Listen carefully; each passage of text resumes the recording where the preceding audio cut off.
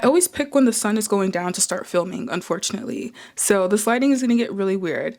But I'm back today, and I mentioned in my last couple of videos how I wanted to start filming things I actually liked, and fashion is one of them. It's one of my big interests. I blog about it all the time. So today, I'm going to go ahead and talk about some trends that I noticed from the runways from last fall for spring 2023. Whenever I do any trend review, I always pull it from the runways because we all know that it's going to trickle down to mainstream anyways.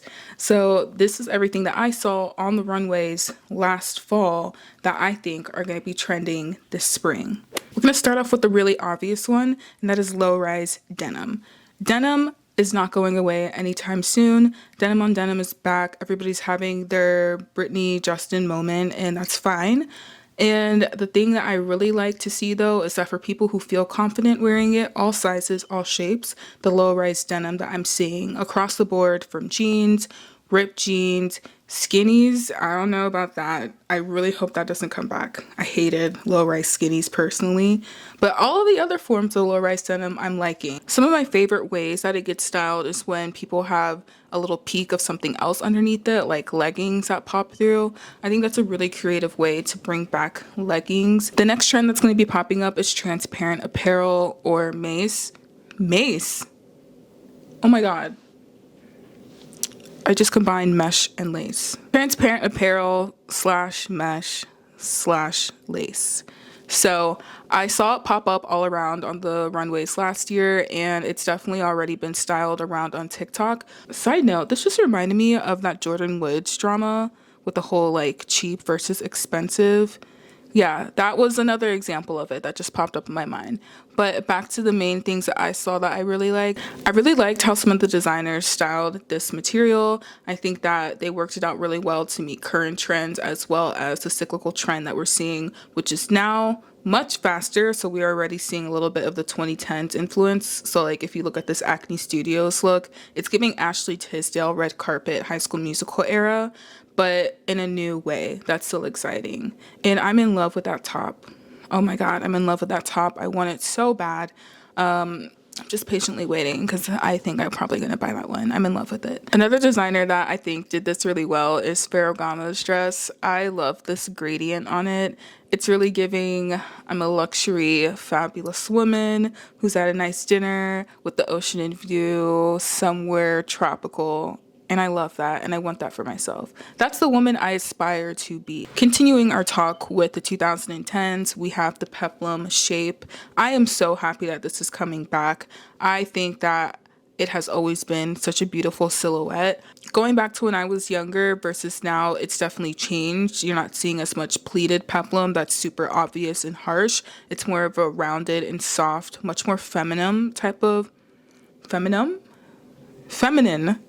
It's a much more feminine take on peplum than what we saw back in the 2010s when I was a kid, and I'm obsessed with it. I think some of my favorite looks obviously come from Schiaparelli. They just always like 10 out of 10. Like they're always making bangers. I had to take out my retainers. They were messing up the way I was talking. I'm also loving the take on it from Jacquemus, and I'm just gonna say this right now. If I pronounce these names wrong, I am so sorry. Like, please correct me because I really don't like looking stupid. It's like the worst. It's my biggest fear. So please correct me if I say something wrong. But this top that they had with the whole Hey show that was going on, I loved it. I am obsessed with design. I really appreciate designers who take the time to make something new, but still with the time. I think it's not easy. So I love it whenever they can remix it. My entire setup just fell over. As I was saying though, I just really appreciate design concepts, and I know how hard it is, so I love when they come to light. Okay, we're gonna speed it up a bit. The next thing we have is the oversized bags. I saw this one pop up earlier when everybody was talking about the Hermes Birkin. I think it was the size 40 or 41. I don't really know much about their sizes, but that was the one that was popping up again. I think we saw Kylie Jenner rocking it at some point. Love that. I've always loved oversized bag. I think that there's always a place and a time, and they're really fun if styled properly. Next, we have feathers and fringe. Feathers have been around for some time, but I think fringe is coming back, and I'm obsessed with it. I think feathers was the gateway that allowed Fringe to come back. I love Fringe. The Fringe moto jackets, I was always obsessed with those as a kid, but my mother would not let me wear them. So honestly, I might be copying myself one of those. Going back to bags, we have the dramatic clutch. I think a dramatic clutch is always a statement piece that everybody should have in their wardrobe. And I say this as somebody who doesn't have one, and I've been patiently waiting for the right one. I still haven't seen one on the runways now that I would like. I've seen a lot of old vintage ones that I would totally get, but they're just so expensive. And I'm like, I personally cannot be dropping $3,000 in a clutch, not at this point in my life. So I'll just sit here waiting patiently when one of them pops up on a luxury reseller site, because you guys know I stay on those websites. The last fashion trend is going to be popcorn fabric, and I was really shocked to see this one because I did not remember seeing this around in the 2010s. This is definitely something that I pull more from my 90s babies memories, like 90s, early 2000s. And a couple years ago, I thrifted a shirt actually, and it had the popcorn fabric on the front. And I posted it on Instagram, and people were like, oh my gosh, it's such a unique top. I've never seen it. And I'm like, guys, this has been here. Like, this is an old top. One of my favorite designs I saw for spring 2023 is actually the Samara Hoffman popcorn fabric. I love it. Like, it's so pretty. The color blocking is pretty. The way that the material is cut, the way that it is scrunched up. I love it. I think that popcorn fabric can be really, really hard though sometimes, because if you don't have it in the right size, it can just make you look lumpy. It is truly unforgiving sometimes, but when you get the nice piece and the nice fit, oh man, it just looks so unique today because not everybody knows it. And I think when I posted that picture last summer, that was when I knew. I was like, oh, okay, popcorn fabric. I have to find more of that. Moving away from trends, we're gonna go ahead and talk about some of my favorite standouts that I saw from the runways. And we're gonna start with this dress from this designer called Hodakova.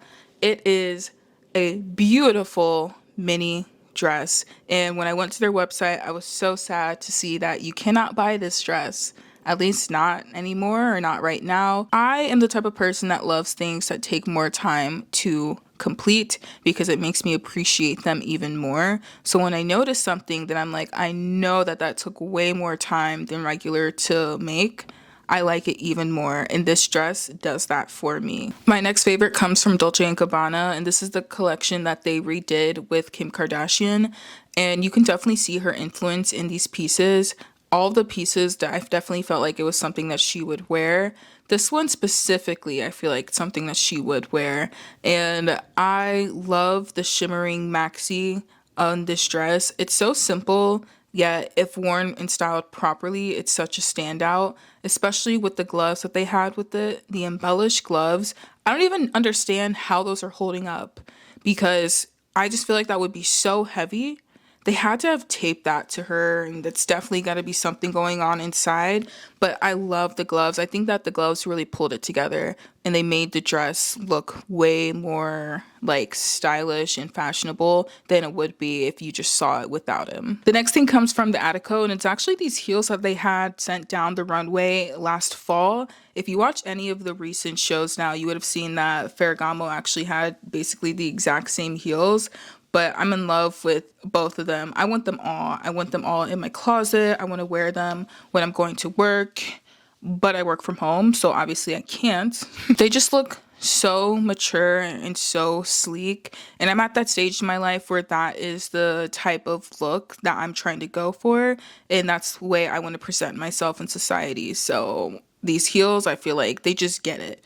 You know, we're on the same wavelength in terms of how we present ourselves. This last item I actually had no interest in the first time I saw it on the runway, and it didn't catch my eye, but for the fashion community, they are obsessed with it, and that's the Bottega Veneta sardine bag.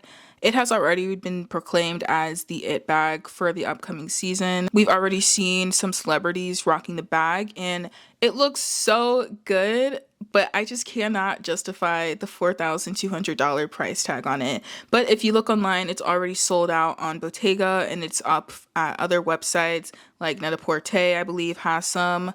I saw it on Net-a-Porter. They have it, as well as Bergdorf Goodman. And Net-a-Porter also has the crossbody version, but that is still so expensive. It's $3,100.